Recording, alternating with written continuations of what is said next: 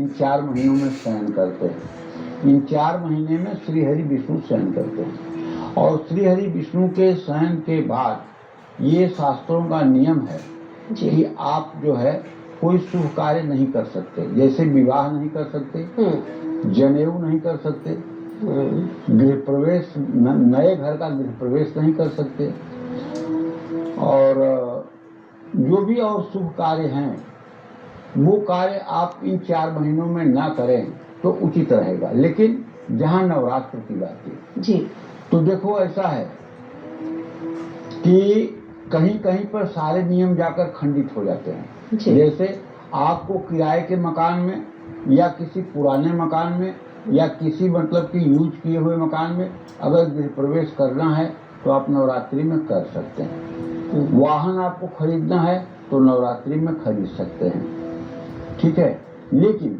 विवाह नहीं कर सकते हैं। हाँ, लड़की लड़के को इंगेजमेंट के लिए अगर आपको रोकना है तो नवरात्र में आप कर सकते हैं, क्योंकि ये माँ का दिन है और माँ के दिन में किसी ग्रह की हिम्मत नहीं है कि कोई वो अपना बैड इफेक्ट डाले जी, समझ रहे हो। ये माता का दिन है तो माता का हर दिन मंगलकारी है, तो इसमें जो भी कार्य आप करें उसे कर सकते हैं। जैसे नींव डालने का मुहूर्त होता है घर का, लेकिन साल में एक ऐसा मुहूर्त आता है विजय मुहूर्त, जो विजयदशमी के दिन होता है।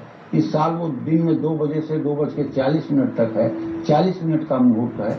अगर असंभव से असंभव निर्माण हो और इस मुहूर्त में उसको शुरू कर दिया जाए तो वो भी मुहूर्त के प्रभाव से पूरा हो जाएगा। तो इसलिए विवाह, मुंडन और जनेऊ संस्कार इस नवरात्र में अगर न किए जाएं तो उचित है। लेकिन अगर अपरिहार्य कारणों से करना पड़ रहा है तो आप इसे किसी सिद्धपीठ में जाकर करा सकते हैं। जैसे जनेऊ कराना है, आप विंध्यवासिनी में चले जाइए, उनके सानिध्य में जनेऊ करवा लीजिए, कोई दोष नहीं लगेगा। विवाह करना है, विंध्यवासिनी मंदिर चले जाइए, वहाँ आप विवाह करा लीजिए, कोई दोष नहीं लगेगा। क्यों?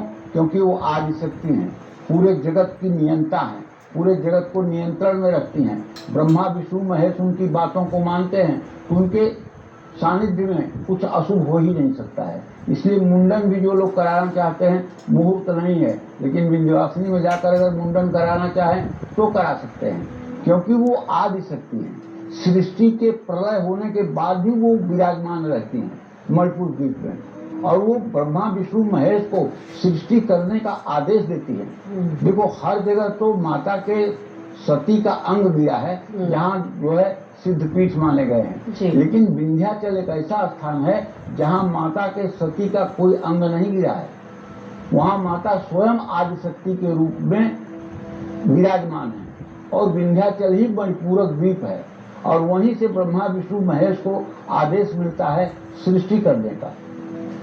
और एक बात बताऊं, बहुत लोगों को ये बात नहीं मालूम होगी, अगर आप कभी विंध्याचल जाएं और वहाँ के किसी तीर्थ पुरोहित से बात करें तब आपको पता चल सकता है, और वो भी नया लड़का तीर्थ पुरोहित होगा तो हो सकता है ना बता पाए, कोई मतलब अनुभवी।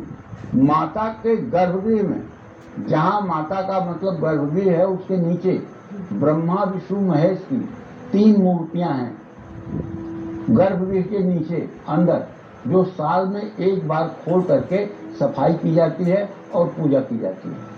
तो माता का ये महात्मा है। तो केवल विंध्याचल के लिए ये बात है, बाकी जगहों पे तो नवरात्र में विवाह की मनाही की गई है, सनातन धर्म में जनेऊ की मनाही की गई है, मुंडन की मनाही की गई है, ये सब जितने शुभ कार्य हैं, नए घर के गृह प्रवेश की मनाही की गई है, मनाही की गई जी। और इसलिए हम कहते भी कि माता अलौकिक है, शक्ति स्वरूप है। अब बात करते हैं मिथुन राशि की। पूरे नवरात्रि इनके लिए कैसे बीतने वाला है, क्या कहते हैं इनके ग्रह गोचर, पंडित जी से